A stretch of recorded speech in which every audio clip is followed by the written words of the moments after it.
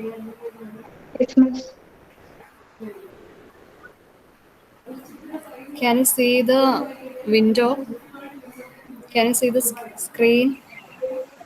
Yes, miss.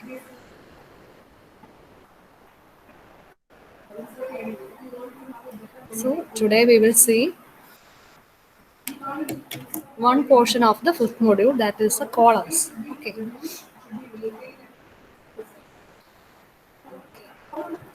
So how can you define a column? Column.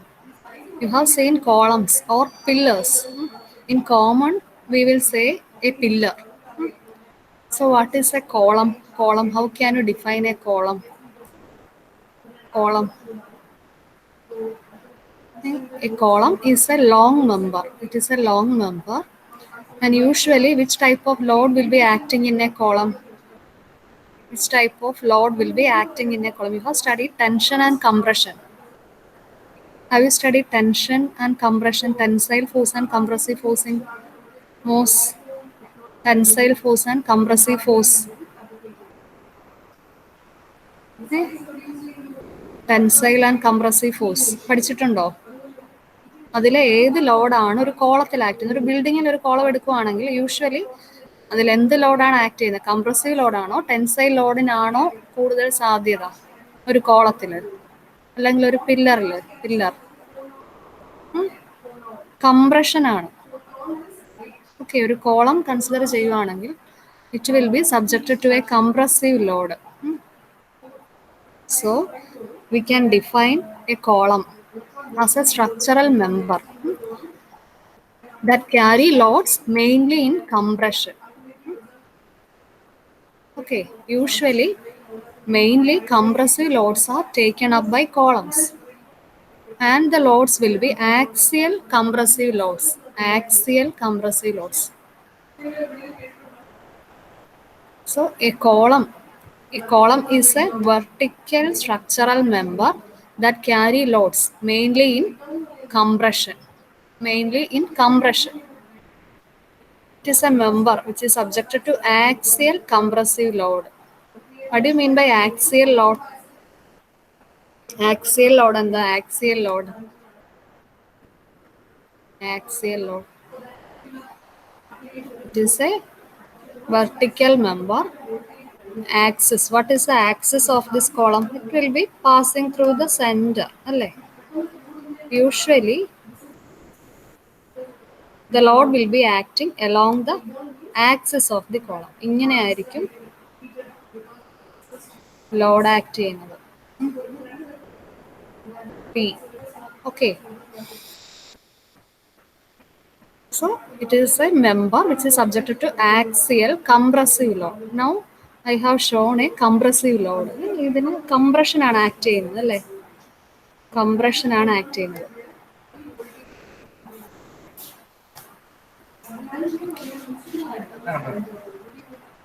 It might transfer loads from ceiling, floor slabs, roof slabs, or from a beam to a floor or foundations. Columns എന്തിനാ use ചെയ്യുന്നത്? Columns നമ്മൾ use ചെയ്യുന്നത് എന്തിനാ? ബിൽഡിങ്ങിൽ columns use ചെയ്യുന്നത് സീലിങ്ങിലോ ഫ്ലോറിലോ റൂഫിലോ ഒക്കെയുള്ള lords ground ഫ്ലോറിലോട്ടോ അല്ലെങ്കിൽ ഫൗണ്ടേഷനിലോട്ടോ ട്രാൻസ്ഫർ ചെയ്യാനാണ് കോളംസ് യൂസ് ചെയ്യുന്നത്. അപ്പോൾ ബീമേലുള്ള ലോഡൊക്കെ ഫൗണ്ടേഷനിലോട്ട് ട്രാൻസ്ഫർ ചെയ്യുന്നത് കോളത്തിൽ കൂടെയാണ്. And these loads will be compressive load. ഇതിന് കോളത്തിന് കംപ്രഷനാണ് ഡെവലപ്പ് ചെയ്യുന്നത്. ഓക്കെ, നൗ ഇവിടെ വേറൊരു ടേം കണ്ടു അല്ലെ, column and a strut. And next we will see what is a strut. A strut is a member subjected to compressive load, but it may not be vertical. It will be inclined. So struts will not be vertical, but it will be inclined or horizontal members in structures. അതായത് inclined ആയിട്ടുള്ള members ഒക്കെ ആണെങ്കിൽ അതിന് നമ്മൾ column എന്ന് പറയത്തില്ല, അതിന് strut എന്നേ പറയത്തുള്ളൂ. And the length will be less for a strut compared to a column. Okay, അതായത് നമ്മൾ ഇൻക്ലൈൻഡ് ആയിട്ടുള്ള members, load carrying members inclined ആയിട്ട് വരുവാണെങ്കിൽ അതിനെ നമ്മൾ സ്ട്രട്ട് എന്ന് പറയും. And also one more condition is there. One end or both the ends of the member will be hinged or pin joined. Hinge നിങ്ങൾ പഠിച്ചിട്ടുണ്ടായിരിക്കും അല്ലേ? ഹിഞ്ച് മെക്കാനിക്സിൽ പഠിച്ചതല്ലേ ഹിഞ്ച്? ഇത് കണ്ടോ, ഇവിടെ ഞാൻ കോളത്തിൽ വരച്ചേക്കുന്നത് ഫിക്സഡ് ആയിട്ടാണ് വരച്ചേക്കുന്നത്. കോളത്തില് one and both the ends will be fixed. Mostly both the ends will be fixed. ചിലപ്പോൾ വൺ എൻഡ് ഫ്രീ ആയിട്ടോ ഒക്കെ വരാം. പക്ഷെ ഫിക്സഡ് ആയിരിക്കും, ഒരെൻഡെങ്കിലും ഫിക്സഡ് ആയിരിക്കും മോസ്റ്റ്ലി നമ്മൾ ഈ കൺസ്ട്രക്ഷനിലൊക്കെ യൂസ് ചെയ്യുന്നത്. പക്ഷേ ഒരു ഇൻക്ലൈൻഡ് ആയിട്ടുള്ള സ്ട്രക്ചറൽ മെമ്പറിന് സ്ട്രട്ട് എന്ന് പറയും. And who's both the ends or one end may be pin jointed or hinged. അതായത് നിങ്ങൾക്ക് ഹിഞ്ച് എങ്ങനെ ഇരിക്കും? ഹിഞ്ച് ഇങ്ങനെയുള്ളതാണ് ഹിഞ്ച് എന്ന് പറയുന്നത് അല്ലേ? നിങ്ങൾ പഠിച്ചിട്ടുണ്ട് ഹിഞ്ച്. അതിന്റെ ഒരെൻഡോ അല്ലെങ്കിൽ രണ്ടെൻഡുമോ പിൻ ജോയിന്റഡ് ഓർ ഹിഞ്ച്ഡ് ആയിരിക്കും. Okay. If a strut is vertical, then it is known as a column. If a vertical strut is known as a column. Okay, if one strut is vertical, then it is considered as a column. Then these struts will be usually shorter in length compared to columns. These struts are shorter in length compared to columns. So now can you differentiate a column and a strut? Short and strut ഒക്കെ ചോദിക്കാറുണ്ട്. Can you differentiate a column and a strut? A vertical member which is used to carry axial compressive load is known as a column. Okay. Then it will usually transfer loads from a ceiling, floor slab, beam, etc. to a floor or to a foundation. That is a column. Then struts will be inclined. It will not be vertical. Also, one or both the ends of a strut will be pin jointed or hinged, and the length of a strut will be lesser compared to that of a column. Okay, so these are the differences between a column and a strut. A vertical strut is known as a column. A vertical strut is known as a column. Now, next is two types of columns, a short column and a long column. We can divide columns into two types based on a particular term called slenderness ratio. Slenderness ratio എന്ന് പറഞ്ഞൊരു term ഉണ്ട്. അത് നിങ്ങൾ പിന്നീട് കാണും. Okay, ഇവിടെ short column. Next is a short column. The two types are a short column and a long column. A short column and a long column. First we will see what is a short column. Okay, ഇതിന്റെ കൂടെ ഉള്ളതാണ്. If the ratio of effective length of the column to the least lateral dimension is less than 12, usually നമ്മൾ എഴുതുന്നത് LE divided by D. LE is known as the effective length. Then D is the least lateral dimension. അതായത് okay, if this is less than 12, then it is known as a short column. This is a condition for a short column. Effective length to least lateral dimension is less than 12, then it is known as a short column. Then effective length എന്ന് പറയുന്നത് ഇതൊരു column ആണെങ്കിൽ ഈ ഒരു ലെങ്ത്തിനാണ് effective length എന്ന് പറയുന്നത്. ഈ lateral dimension എന്ന് പറയുന്നത് അതിന്റെ ക്രോസ് സെക്ഷൻ നമ്മൾ എടുക്കുവാണെങ്കിൽ, ക്രോസ് സെക്ഷൻ ഒക്കെ എന്താണെന്ന് അറിയാമല്ലോ. അപ്പൊ അതിലെ ലീസ്റ്റ് ഡയമെൻഷൻ, ഇപ്പൊ ഇവിടെ നോക്കുവാണെങ്കിൽ this is the least dimension. Circular column ആണെങ്കിൽ അതൊരു രണ്ടും സെയിം ആയിരിക്കും അല്ലെ, ഡയമീറ്റർ ആണ്. അതാണ് യൂഷ്വലി ഇവിടെ ഡി എന്ന് കൊടുത്തേക്കുന്നത് circular കോളംസിന്റെ. It is a ratio of effective length to least lateral dimension. ആ ടേമിന് വേറൊരു പേര് സ്ലെൻഡർനെസ് റേഷ്യോ എന്ന് പറയും. അത് നിങ്ങൾ പിന്നീട് കാണും. Okay, if the ratio of effective length to least lateral dimension is less than 12, then it is known as a short column. And a short column fails by crushing. ഇങ്ങനെ crush ചെയ്ത് പോവും, ഇങ്ങനെ പൊടിഞ്ഞു പോവും, ക്രഷ് ചെയ്ത് ഇവിടെ വെച്ച് അതിനെ ബ്രേക്ക് ആവും. ലോഡ് കൂടുതൽ, അതിന് വിത്ത്സ്റ്റാൻഡ് ചെയ്യാൻ പറ്റുന്ന ഒരു ലോഡുണ്ട് അല്ലേ. If the applied load is more than that particular load, it will fail by crushing. Crush ചെയ്യുക എന്ന് വെച്ചാൽ എന്താ, ഇങ്ങനെ ഇരുന്ന് പൊടിഞ്ഞു പോകും. And it is due to pure compression. Pure compression failure. Pure compression failure ആണത്. Then next we will see long column. So what is a long column? If the ratio of effective length to least lateral dimension is greater than 12, then it is known as a long column. If LE by D is greater than 12, then it is known as a long column. Okay. അതായത് ഇത്രേ ഉള്ളൂ ഇതിന്റെ length ഒരുപാട് കൂടുതലാണ്. അതിന്റെ cross സെക്ഷനെ, ഇപ്പോൾ circular ആണെങ്കിൽ ഇതിന്റെ ക്രോസ് സെക്ഷനെ കഴിഞ്ഞും ലെങ്ത് ഒരുപാട് കൂടുതലാണെങ്കിൽ it is A long column. And if the length is comparable compared to the cross sectional dimensions, then it is known as a short column. അത്രേ ഉള്ളൂ. ഇപ്പം ഇവിടെ ഇതിന്റെ ലെങ്ത്തും ഡയമീറ്ററും തമ്മിൽ വലിയ വേരിയേഷൻ ഒന്നും ഇല്ല. സ്പെസിഫിക് ആയിട്ട് പറയുവാണെങ്കിൽ ഈ ഒരു കണ്ടീഷനാണ് ലോങ് കോളത്തിനെയും ഷോർട്ട് കോളത്തിനെയും ഡിഫറൻഷിയേറ്റ് ചെയ്യുന്നത്, സ്പെസിഫിക് ആയിട്ട് പറയുവാണെങ്കിൽ. Okay, short column means the cross-sectional dimension is very short compared to cross-sectional dimension is the length is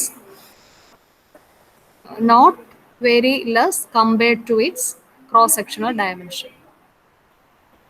Okay. So what about the failure of a long column?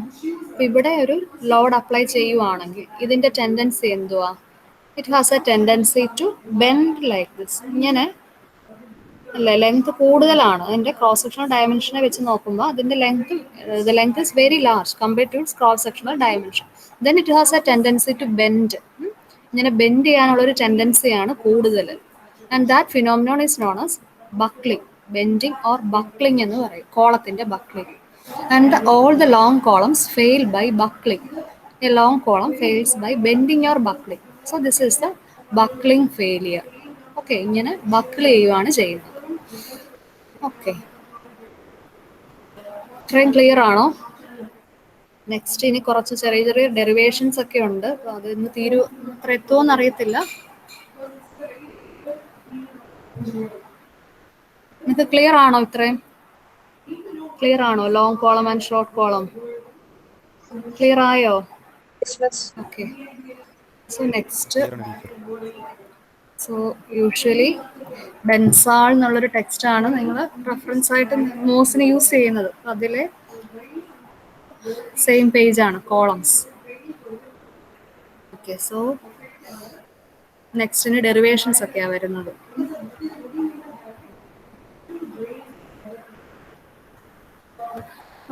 So these are the three means of failure.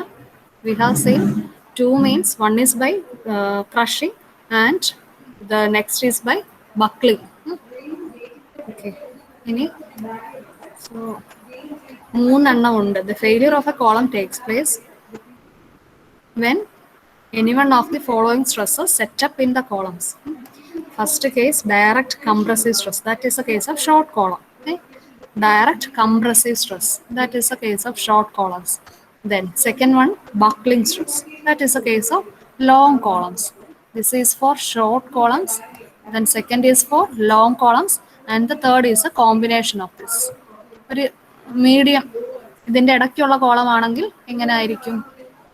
It can develop both direct compressive and buckling stresses. Okay, these are the three types of failures. Now, next we will see failure of a short column. I have told you that a short column will fail by crushing. Consider a short column having cross-sectional area capital A. It is subjected to an axial compressive load P. The compressive stress. What will be the compressive stress induced? What is the equation for stress? സ്ട്രെസ്സിന്റെ equation നിങ്ങൾക്ക് അറിയാം അല്ലേ? Force by area. Force by area is the stress. Stress, compressive stress. It can be denoted by sigma or P, small P. Compressive stress ആണ്. Compressive stress, compressive stress, compressive stress sigma or small P. സ്ട്രെസ്സിന് നമ്മൾ sigma എന്നാണ് usually denote ചെയ്യുന്നത്. Sigma. Okay. P is equal to load by area. Here P is the load. Then cross sectional area is A. Okay. And now if the compressive load on the short column is gradually increased, a stage will reach when the column will be on the point of failure by crushing. Hello? കാണാമല്ലോ അല്ലേ? Hello hello കാണുന്നുണ്ടല്ലോ അല്ലേ? Yes, miss. Okay. A stage will reach when the column will be on the point of failure by crushing, and the stress induced in the column corresponding to this particular load is known as the crushing stress. It is the stress corresponding to the crushing of the column. അതായത് ഇതിനൊരു particular load വരെ അതിന് withstand ചെയ്യാൻ പറ്റത്തുള്ളൂ. ആ ലോഡിന് ശേഷം ഇതിനെ ലോഡ് ചെയ്താൽ the column will undergo failure by crushing. The column just starts crushing, and the load corresponding to this is known as crushing load, and the stress developed in the column at this particular stage is known as crushing stress, and the load is known as crushing load. Okay, now PC is the crushing load, assume. Sigma C is the crushing stress, and sigma C is given by PC by A. Sigma C is given by PC by cross-sectional area A. All the short columns fail due to crushing. Okay, ഇത് just theory ആണെന്നേ ഉള്ളൂ ഈ പോർഷനൊക്കെ. പിന്നെ derivations വരുന്നുണ്ട്. Okay, now failure of a long column. A long column having cross-sectional area A. Consider a long column. Here the cross-sectional area is very negligible compared to the length. കുറച്ച് ഏരിയയെ കാണത്തുള്ളൂ ഇതിൽ കേട്ടോ. So a long column where the axial compressive load is P. It is subjected to an axial compressive load P and the length is L. Okay. This is the definition.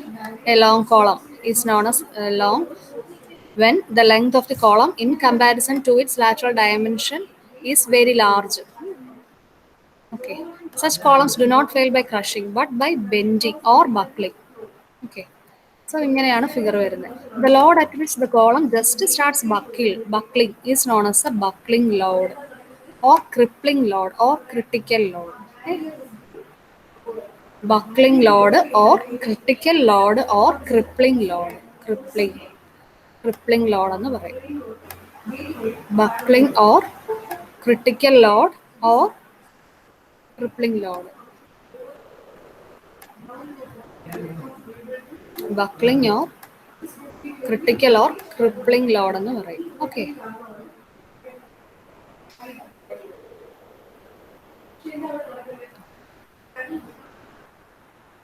And now P is a compressive load at which the column has just buckled. L is the length of the column. A is the cross-sectional area. And E is the maximum bending of the column at the center. Okay. ഇതാണ് bending എന്ന് പറയുന്നത്. E എന്ന് denote ചെയ്യും. E is the maximum bending. Okay. Now sigma naught, sigma 0 or sigma naught is the stress due to the direct load P by A. It is a stress due to the direct load P by A. Then stress due to bending at the center of the column. നിങ്ങൾ bending equation പഠിച്ചിട്ടുണ്ടായിരിക്കുമല്ലോ, bending equation. So what is the equation for bending stress sigma B? Bending equation sigma by Y is equal to M. ഒരു equation, bending equation പഠിച്ചിട്ടില്ലേ? M by I is equal to sigma by Y is equal to E by R പഠിച്ചിട്ടുണ്ടല്ലോ. Then what is bending stress sigma B എങ്ങനെ എഴുതാം? M into എങ്ങനെ വരും? M divided by I by Y എന്ന് വരുമല്ലോ sigma.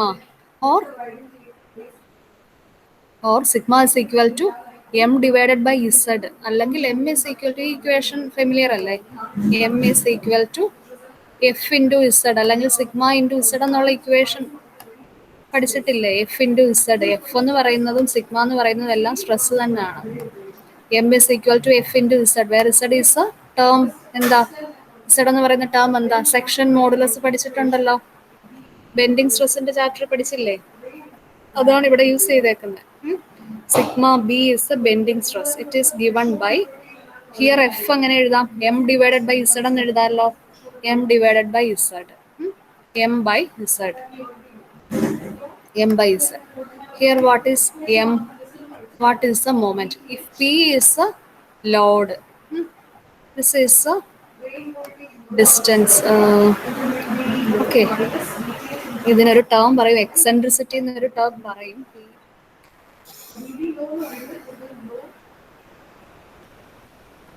So what is the moment developed? This P into e എന്ന് പറയാമല്ലോ, അല്ലേ? ഇവിടെ ഡെവലപ്പ് ചെയ്യുന്ന മൊമെന്റ് എന്ന് പറയുന്നത് എന്താ? ഈ ഒരു പോർഷൻ ഡെവലപ്പ് ചെയ്യുന്ന മൊമെന്റ് പി ഇൻറ്റു ഇ അല്ലേ? ഈ ലോഡ് ഇൻറ്റു ഈ ഒരു പെർപെൻഡിക്കുലർ ഡിസ്റ്റൻസ് അല്ലേ? പി ഇൻറ്റു ഇ എന്ന് പറയാമല്ലോ. That is the moment. M is equal to P into e. And what is sigma b then? Sigma b is equal to m divided by z, that is pe divided by z. Okay, and now sigma naught is p by a and sigma b, അതായത് ഇത്രയേ ഉള്ളൂ.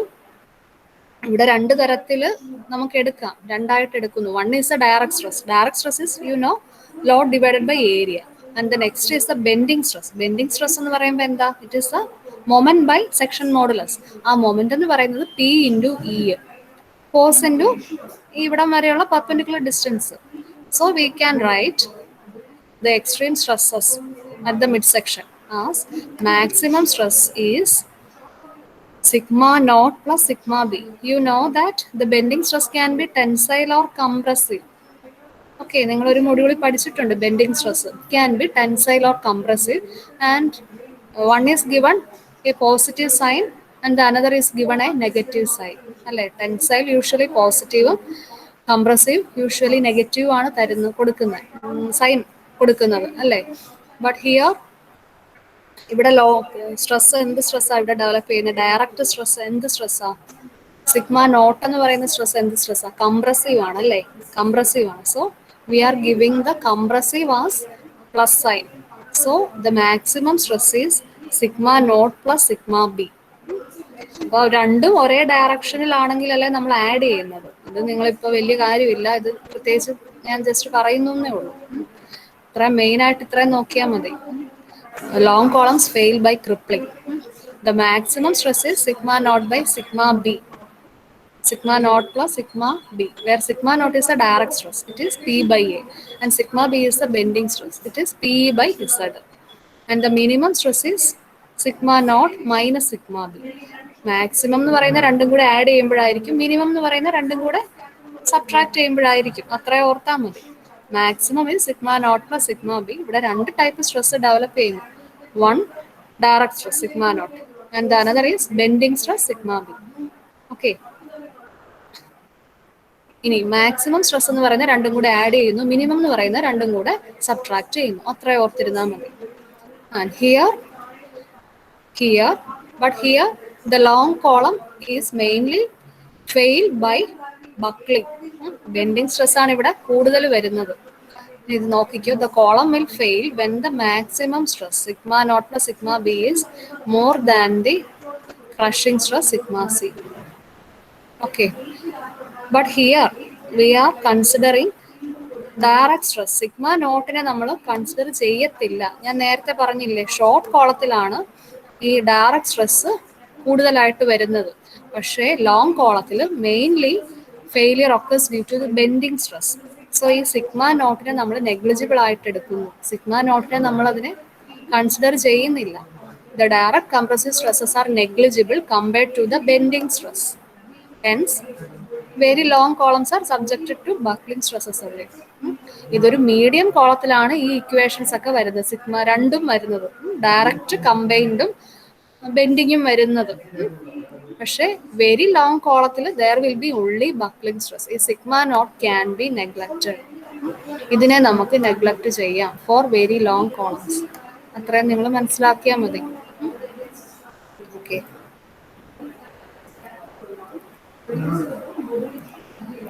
now next is the assumptions made in the Euler's Now there is a theory known as Euler's column theory. Next we will see Euler's column theory, and that is applicable to long columns. Long columns in applicable ആയിട്ടുള്ള ഒരു തിയറിയാണ് Euler's column theory. So these are the following assumptions. ഇതും ചോദിക്കാറുണ്ട്. ഇത് എളുപ്പമാണ്. ഒരു 6 പോയിന്റ്സേ ഉള്ളൂ. So these are the assumptions. The column is initially perfectly straight and the load is applied axially. The column is initially perfectly straight and the load is truly axial. Then the cross section of the column is uniform throughout its length. Cross section will be uniform throughout its length. And the column material is perfectly elastic, homogeneous, isotropic and obeys Hooke's law. ഇത് എപ്പോഴും എല്ലാത്തിലുള്ള assumption ആണ്. And the material is elastic, homogeneous, isotropic and obeys Hooke's law. Then the length of the column is very large compared to its cross-sectional dimensions. Okay, ഈ ഒരു ഇതിൽ നിന്നാണ് ഇത് long കോളത്തിന് applicable ആയിട്ടുള്ളതാണെന്ന് നമുക്ക് മനസ്സിലാക്കുന്നത്. The length of the column is very large compared to its lateral dimensions. That is the definition of a long column. So the Euler's column theory is applicable for long columns. The direct stress is very small compared to the bending stress. ഞാൻ നേരത്തെ പറഞ്ഞ ഇക്വേഷനിലെ sigma naught എന്നുള്ള term can be neglected. The direct stress is very small compared to the bending stress. The column will fail by buckling alone. The self weight of the column is negligible. Okay. ഇനി ഇതിൽ നിങ്ങൾക്ക് ഈ കോളംസിൽ first ആയിട്ട് വരുന്നത് ഒരു 4 ഡെറിവേഷനാണ്. അതായത് കോളത്തിൻ്റെ different N conditions ഉണ്ട്. ഞാൻ നേരത്തെ പറഞ്ഞില്ലേ, ഫിക്സഡ് ആണ്. ചിലപ്പോൾ 2 എൻഡും ഫിക്സഡ് ആയിരിക്കും, ചിലപ്പോൾ 1 എൻഡ് മാത്രമേ ഫിക്സഡ് ആയിരിക്കത്തുള്ളൂ. അങ്ങനെയുള്ള 4 കണ്ടീഷൻസ് ഉണ്ട്. പക്ഷേ യൂഷ്വലി നമ്മൾ കാണുന്ന കോളംസ് എന്ന് പറയുന്നത് 2 എൻഡും ഫിക്സഡ് ആണ്. പക്ഷേ ഇവിടെ നമ്മളിങ്ങനെ പല കേസിന് ഡിറൈവ് ചെയ്യുന്നേ ഉള്ളൂ. യൂഷ്വലി നമ്മൾ കാണുന്ന കോളംസ്, ബിൽഡിങ്ങിലൊക്കെ ഉള്ള columns both the ends fixed ആണ്. ആ ഒരു കേസും വരുന്നുണ്ട്. ഓക്കെ, സോ ഇതാണ് end conditions for long columns. Okay, ഇതാദ്യം പറഞ്ഞ കാര്യം തന്നെയാണ് ഇവിടെ എഴുതിയേക്കുന്നത്. So these are the 4 end conditions of the columns. So both the ends of the columns are hinged. Okay. അപ്പം നമുക്ക് തോന്നാം ഇതൊരു സ്ട്രട്ട് ആണോ എന്ന് തോന്നാം. രണ്ടും ഹിഞ്ച്ഡ് ആണ്. പക്ഷേ ഇത് ഇൻക്ലൈൻഡ് ആണെങ്കിൽ അതിനെ സ്ട്രട്ട് എന്ന് പറയത്തുള്ളൂ കേട്ടോ. വെർട്ടിക്കൽ ആണെങ്കിൽ it will be a column. 2 എൻഡും ഹിഞ്ച്ഡ് ആയിട്ടുള്ളൊരു ലോങ് കോളം. 2 എൻഡും ഹിഞ്ച്ഡ് ആണ്. ഹിഞ്ച്ഡ് കണ്ടീഷൻ നിങ്ങൾക്ക് അറിയാമല്ലോ. ഹിഞ്ച് എന്ന് പറയുന്നത് എന്താണെന്ന് അറിയാമല്ലോ. Hinge, both the ends are hinged or pinned. പിന്നെന്ന് പറഞ്ഞാലും ഹിഞ്ച് തന്നെയാണ്. ഇത് ഡെറിവേഷൻ ചോദിക്കാറുണ്ട്, 6 മാർക്ക് ക്വസ്റ്റ്യനൊക്കെ ആയിട്ട് ചോദിക്കാറുണ്ട്. Both the ends of the columns R hinged. Then second is one end is fixed and the other end is free. One end is fixed and the other end is free. That is case. ഇങ്ങനെ ഒരു case. Then മൂന്നാമത്തേത് both the ends of the columns are fixed. 2 എൻഡും fixed ആയിട്ടുള്ള case. 2 എൻഡും fixed ആണ്. Then fourth case, one end is fixed and the other end is pinned or hinged. ഇത് fixed ആണ്, മറ്റേ end hinged ആണ്. ഇത് hinged ആണ്. Okay, so these are the 4 end conditions. These are the 4 end conditions. Both the ends hinged, first case. Second case, one end fixed and the other end free. Third, both the ends fixed. Fourth, one end fixed and the other end hinged. Okay, 4. ഇനി ഒരു കാര്യം നിങ്ങളിവിടെ ഓർത്തിരിക്കാനുള്ളത്, four hinged end നിങ്ങൾ deflection എന്നുള്ള term ഒക്കെ ഏതെങ്കിലും മൊഡ്യൂളിൽ പഠിച്ചോ? ഡിഫ്ലക്ഷൻ, സ്ലോപ്പ് എന്നൊക്കെയുള്ള ടേം പഠിച്ചോ? ആരെങ്കിലും ഒന്ന് പറയണേ. ഡിഫ്ലക്ഷൻ, സ്ലോപ്പ്, ഡിഫ്ലക്ഷൻ പഠിച്ചിട്ടുണ്ടോ ഏതെങ്കിലും മൊഡ്യൂളിൽ? പഠിച്ചിട്ടുണ്ടോ? Hello,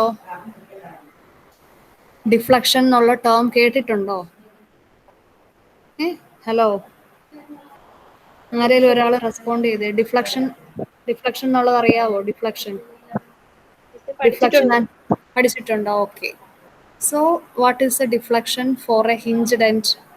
deflection for a hinged end. ഇനി ഇത് ഹിഞ്ച്ഡ് അല്ലെങ്കിൽ സിംപ്ലി സപ്പോർട്ടഡും ഹിഞ്ചും എല്ലാം ഒരേപോലാണ് നമ്മൾ കൺസിഡർ ചെയ്യുന്നത്. അല്ലെങ്കിൽ ഹിഞ്ച്ഡ് ആണെങ്കിൽ അവിടുത്തെ ഡിഫ്ലക്ഷൻ എന്ന് പറയുന്നത് എന്തായിരിക്കും? ഒരു ഹിഞ്ച്ഡ് അല്ലെങ്കിൽ റോളർ എൻഡ് ആണെങ്കിൽ the deflection there will be zero. ഇത് നമ്മൾ യൂസ് ചെയ്യണം. ബൗണ്ടറി കണ്ടീഷനായിട്ട് ഈ ഒരു കേസ് യൂസ് ചെയ്യേണ്ടി വരും. Deflection will this will be the deflected shape for a simply supported B. ഒരു പോയിന്റ് ലോഡൊക്കെ ഉണ്ടെങ്കിൽ, ഏത് ലോഡ് ഉണ്ടെങ്കിലും this will be the deflected shape. That means deflection delta അല്ലെങ്കിൽ വൈ എന്നൊക്കെ പറയും. Delta will be zero at both hinged supports. But what about the slope? ഇതാണ് slope അല്ലേ? This is the slope. But slope will not be zero. Okay. For a hinged end, the deflection is zero. But for a fixed end, ഒരു fixed end എടുക്കുകയാണെങ്കിൽ ഇവിടെ എന്തൊക്കെ zero വരും? Both deflection and slope will be zero. This will be the deflected shape for a fixed B. Okay. That means both the slope and deflection are zero. Y is equal to 0 as well as theta is also 0. ഈ രണ്ട് terms slope and deflection അത് നമുക്കിവിടെ use വരും. ഞാനൊരു sign കൺവെൻഷനൂടെ പറഞ്ഞിട്ട് നിർത്താം. Derivation next ക്ലാസ്സിൽ പറയുന്നുണ്ട്. പക്ഷെ നിങ്ങൾ ഇത് ഓർത്തിരിക്കണം. For hinge deflection is zero but slope will not be zero. But for a fixed support both deflection and slope are zero. ഇത് കണ്ടോ, ഇവിടെ സ്ലോപ്പ് എന്തെങ്കിലും ഉണ്ടോ? ഫിക്സഡ് സപ്പോർട്ടിൽ സ്ലോപ്പ് ഇല്ല. ഇത് പാരലൽ ആയിട്ട് ഇവിടെ പോകും. So there will not be any angle. ഇവിടം വരെ ഇതിന് സ്ലോപ്പ് ഇല്ല. ഇവിടെയാണ് സ്ലോപ്പ് ഡെവലപ്പ് ചെയ്യുന്നത്. ഓക്കെ, അത്ര ഓർത്തിരിക്കുക. Next we will see sign convention for columns. Buckling, sign convention for bending or buckling. ഇത്രയേ ഉള്ളൂ. A moment which will bend the column with its convexity towards it initial central line. അതായത് this is the initial central line. This is the initial central line. And if the column buckles in this manner with convexity, ഇതാ ഇങ്ങനെ buckle ചെയ്താൽ ഇത് ഒരു convex ആയിട്ടല്ലേ വരുന്നത്. ഇങ്ങനെ buckle ചെയ്താൽ വിത്ത് convexity towards its initial central line position, then we are considering that moment as positive. Okay, ഇങ്ങനെയാണ് ബെൻഡ് ചെയ്യുന്നതെങ്കിൽ that moment is considered as positive. ഇനി നേരെ തിരിച്ചാണെങ്കിലോ, if a column buckles like this with concavity facing the initial central line position, then the moment will be considered negative. അത്രയേ ഉള്ളൂ. Okay, so first case figure AB represents the initial central line. Whether the column the moment producing this type of curvature is considered positive, then a moment which will tend to bend the column with its concavity towards its initial central line, then it is considered as negative. അത്രയേ ഉള്ളൂ. അതായത് അതിൻ്റെ boundary support കണ്ടീഷനെ base ചെയ്താണ് അങ്ങനെ വരുന്നത്. ഒരു ക്യാൻറ്റിലിവർ ആയിട്ടുള്ള ഒരു കോളം ഒക്കെ ആണെങ്കിൽ അതെങ്ങനെ ബക്കിളാവും? ക്യാൻറ്റിലിവർ ആയിട്ടുള്ളതാണെങ്കിൽ ഇവിടെ ഒരു ലോഡ് വരുക, ഇത് ഫിക്സഡ് എൻഡ് ആണ്, ഇവിടെ ഫിക്സഡ് ആണ്, ഇവിടെ ഒരു ലോഡ് വരുന്നു, ഇവിടെ ഒരു ലോഡ് വരുവാണെങ്കിൽ അതെങ്ങനെയാണ് ബെൻഡ് ചെയ്യുന്നത്? നമുക്കറിയാം. അത് ബെൻഡ് ചെയ്താൽ നിങ്ങൾ ഈ ബെൻഡിങ് ഷേപ്പ് ഒക്കെ പഠിച്ചത് ഇങ്ങനെയാണ് ബെൻഡ് ചെയ്യുന്നത് അല്ലേ? സോ കോൺവെക്സിറ്റി ആണ് വരുന്നത്. ഇനി ഹിഞ്ച് ആണെങ്കിൽ hinged ended column like this hinge, ഇത് രണ്ടും ഹിഞ്ച് ആണെങ്കിൽ അതിൻ്റെ ബക്ലിംഗ് ഷേപ്പ് എന്ന് പറയുന്നത് ഇങ്ങനെയായിരിക്കും. ഇങ്ങനെയാണ്. അതായത് നമ്മുടെ സിംപ്ലി സപ്പോർട്ടഡ് ബീം ഇവിടെ ഹിഞ്ച് അല്ലേ സിംപ്ലി സപ്പോർട്ടഡ് ബീമിന്. സിംപ്ലി സപ്പോർട്ടഡ് ബീമിന്റെ ഡിഫ്ലക്റ്റഡ് ഷേപ്പ് എങ്ങനെയാ വരുന്നത്? ഞാൻ ആദ്യം വരച്ചതല്ലേ, ഇതാ ഇങ്ങനെ. അത് തന്നെയാണ് ഇവിടെയും വരച്ചേക്കുന്നത്. ഇങ്ങനെ വരും. Then it can be considered as A negative moment. അത്രയേ ഉള്ളൂ. ക്ലിയർ ആണോ ഇത്രയും? ഹലോ, ബാക്കി ഇനി എക്സ്പ്രഷൻ ഒരു ഡെറിവേഷൻ ആണ്, അത് നെക്സ്റ്റ് ക്ലാസ്സിൽ എടുക്കുന്നുള്ളൂ. ഇത്രയും നിങ്ങൾക്ക് ക്ലിയർ ആണോ? സൈൻ കൺവെൻഷൻസും long column and short column and failure of long and short columns, ഇത്രയും ടോപ്പിക്സ് ആണ് ഇന്ന് എടുത്തത്. ക്ലിയർ ആണോ? മനസ്സിലായോ? Yes, miss. ഹലോ, മനസ്സിലായി. എന്ത് പറ്റി? ഡൗട്ട് ഉണ്ടോ എന്തായാലും ജെറിൻ? ഇല്ല ടീച്ചർ, ഇല്ല. ഇല്ല, ഓക്കെ. രേഷ്മ ക്ലിയർ ആണോ? രേഷ്മ ജെ ക്ലിയർ ആണ്. ക്ലിയർ ആണോ? ക്ലിയർ ആണ്.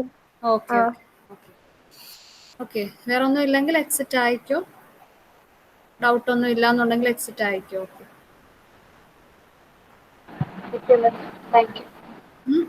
Hello Sreelakshmi. Okay, thank you. Okay miss. Doubt ഉണ്ടോ? ക്ലിയർ ആണോ? ക്ലിയർ ആണ്. Okay okay, thank you.